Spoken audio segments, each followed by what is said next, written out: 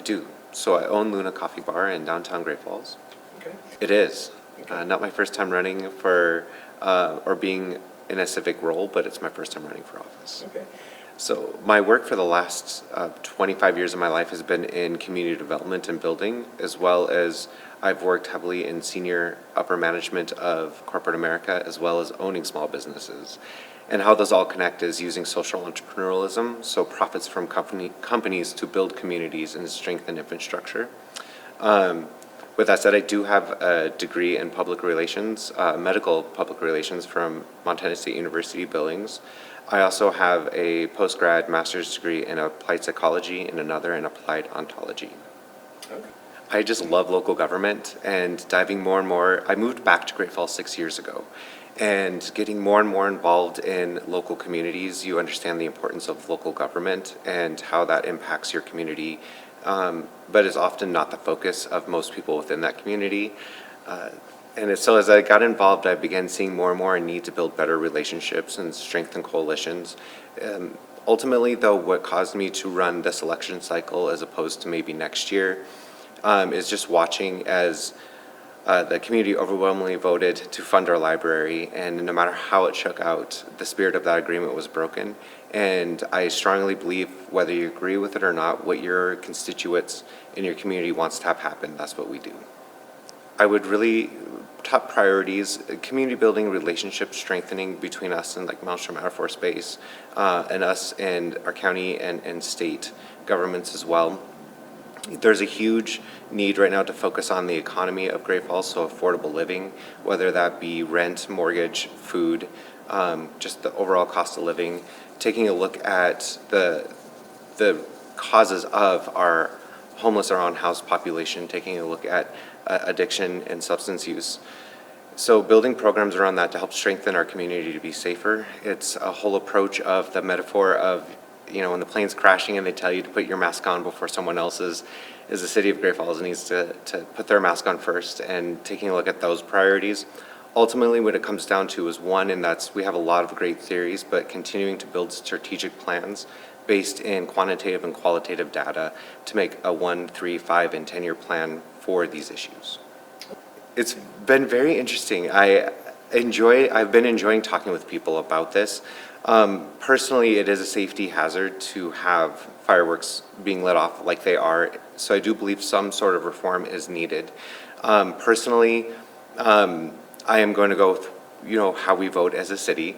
However, it is nice to know that the overall overwhelming idea amongst the city is that we do need a reform, whether that be no fireworks or limited firework use.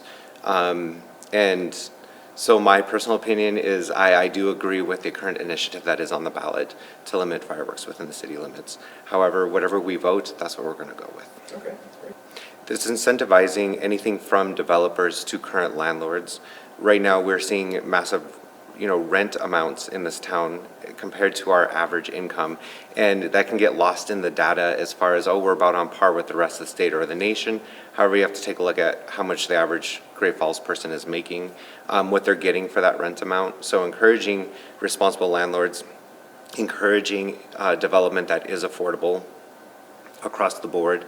And then also taking a look at some of this backfill. I know backfill can be expensive, where we're taking a look at older buildings, older homes, and taking those on and making them more affordable as well.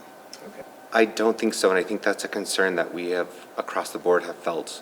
And I think there is a lot of great solutions out there. Mine is multifaceted. I do think that we need to take a look at what is causing some of those and do some prevention work, as well as supporting our police department, fire, and first responders.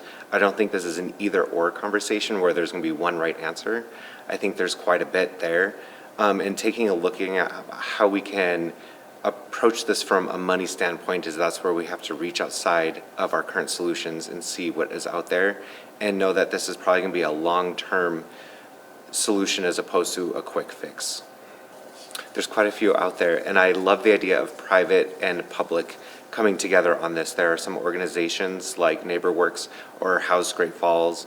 And once again, not an either or. We can help support all these organizations that are helping support that, as well as having a crisis center or a respite center for homeless people, people with addiction issues, substance issues. We really got to take a look at the data and see where that goes and how we can help with that. Anything from providing more affordable housing to looking at doing homeless pods, to taking a look at what other cities in our demographic are doing that are working really well and seeing how we can tweak that for Great Falls. I would love to see more business development, and that's actually going to help with a lot of these other issues like crime and homelessness, as well as we're providing jobs. What I've noticed owning a business in downtown is, unfortunately, these we just don't have the power to right now to stay open later in general with our small businesses, because they're mom and pop, and they also need to go home and have a work-life balance. But the more businesses we get and the more that we can have businesses be open, we can help provide more for things to do for people in town. It's creating a better traffic pattern as far as that goes, a better economy. I do think it needs to be a 50-50 split between corporate America and locally owned businesses, and using that money from corporate America to help build our infrastructure up. Like I said, I have experience in both of those worlds, and I think that we do have an opportunity to leverage our corporate partners to help build our small town local businesses. Okay. I do. I think we're all feeling the fact that our taxes, our property taxes, are getting out of control. And I think if we're always just turning towards the taxpayers for our financial solutions, we are not going to go anywhere. And I know that city commissions have limitations on what they can and cannot do. However, applying pressure to the state, partnering with state legislators from this area to be able to help provide us with more resources, holding those corporations accountable. Great, like a big company wants to come in, they want to develop, we're going to need them to help us with the infrastructure to get out to their building or with their building. There's also grants, and there are a lot of other nonprofit and government entities that are willing to help us with that financial burden. Okay. I would just like to put down, I think this all comes down to relationship. And one of the things that has been really hard for me in the 18 years I was away from Great Falls is how this community operates. This community really does come together quite well, and they're very kind. And I think building those relationships and really supporting those to be more powerful, as well as our relationships with other entities. And so it's all going to come down to relationship and not making the whole burden fall upon the residents of Great Falls or one entity, but helping collaboratively put together a solution for all of our problems.